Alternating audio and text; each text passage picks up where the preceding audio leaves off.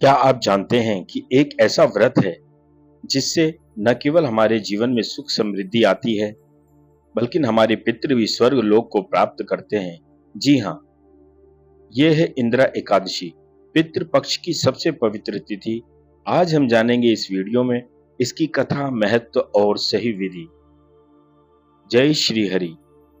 स्वागत है आप सबका इस पावन यात्रा में, जहां हम बात करेंगे इंदिरा एकादशी की, जो पितृ पक्ष के दौरान आती है और पितरों की आत्मा को मोक्ष देने वाली मानी जाती है। धर्मशास्त्रों के अनुसार इस व्रत का पालन करने से पितृ स्वर्ग लोक को प्राप्त होते हैं और व्रती के जीवन में भगवान विष्णु का आशीर्वाद बना रहता है।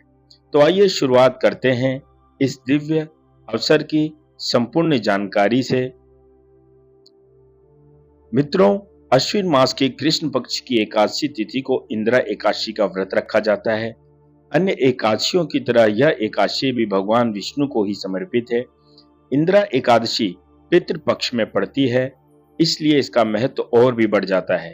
धार्मिक मान्यताओं के अनुसार इस दिन व्रत रखने वाले जातक को सुख समृद्धि तो आती है, साथ में उनके पितरों को आत्मा को मोक्ष प्राप्त होता है।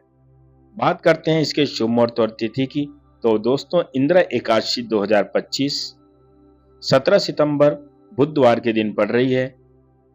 एकादशी तिथि का आरंभ 12:30 बजे रात को 17 तारीख को प्रारंभ हो जाएगा। एकादशी तिथि का समापन 17 सितंबर सुबह 11:40 पर समाप्त होगा। पारण की बात करें तो 18 सितंबर 2025 गुरुवार को, और जो पारण का समय है सुबह 5:45 बजे से लेकर 8:15 बजे तक रहेगा। द्वादशी तिथि की जो समाप्ति है वो 18 सितंबर को 11:30 बजे सुबेरे होगी। दोस्तों, हर एकादशी का हमारे जीवन में एक बहुत ही खास महत्व होता है, क्योंकि ये व्रत केवल व्रत नहीं, एक त्योहार होते हैं। जब हम सच्चे मन से भगवान श्री विष्णु के चरणों में समर्पित होते हैं, तो वो हमें जीवन जीने की सुख समृद्धि से भरपूर एक ऐसा जीवन प्रदान करते हैं जो केवल परमात्मा की ओर जाता है। धर्म ग्रंथों में कहा गया है कि एकादशी व्रत करने से मनुष्य को सभी पापों से मुक्ति मिलती है और मोक्ष का मार्ग प्रशस्त होता है। लेकिन इंदिरा एकादशी का महत्व सबसे विशेष क्यों है? क्योंकि यह व्रत पितरों की आत्माओं की शांति प्रदान करता है। पितृलोक में यदि कोई आत्मा अटकी हुई है तो इस व्रत से वह मुक्त होकर दिव्य लोक की ओर प्रस्थान कर सकती है। इस व्रत में साधक के जीवन में भी पितरों का आशीर्वाद प्राप्त होता है और परिवार में सुख समृद्धि आती है। पुराणों में स्पष्ट कहा गया है कि इंदिरा एकादशी का व्रत करने वाले के 100 पितृ भी स्वर्ग लोक में स्थान पाते हैं। बात करते हैं कथा की। तो श्री कृष्ण भगवान ने एक समय युधिष्ठिर को इंदिरा एकादशी की कथा सुनाई थी।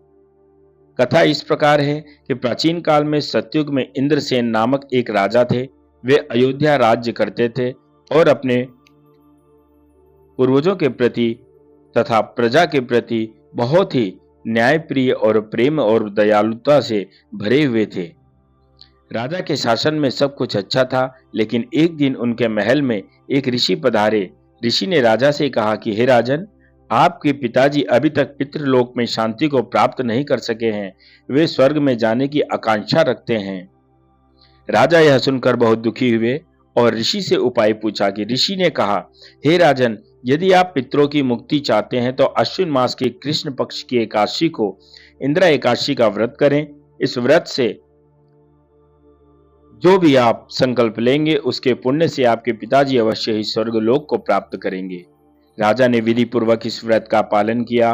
उन्होंने एकादशी के दिन व्रत रखकर भगवान विष्णु की आराधना की और द्वादशी के दिन ब्राह्मणों और जरूरतमंदों को भोजन कराया।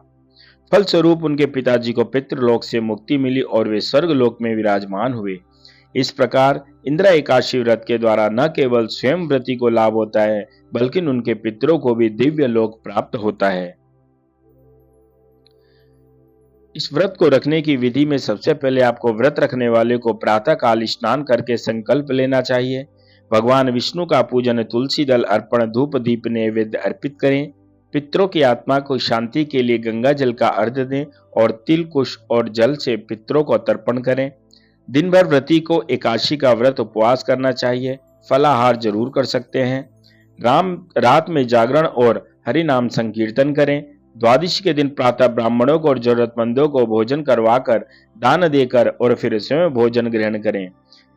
लेकिन इस बात का ध्यान रखें कि क्योंकि जब हम व्रत या संकल्प करते हैं तो हम साधना में चले जाते हैं, और साधना में रहने वाले इंसान के लिए लहसुन, प्याज, मांस, मंदिरा आदि का सेवन पूर्ण रूप से परहेज है। व्रत केवल शरीर की भूख मिटाने के लिए नहीं, बल्कि मन, वचन और अपने इंद्रियों को वश में रखने का भी एक बहुत बड़ा माध्यम है। दोस्तों, इंदिरा एकादशी केवल एक धार्मिक व्रत नहीं, बल्कि यह पितृ ऋण से मुक्ति का अवसर है।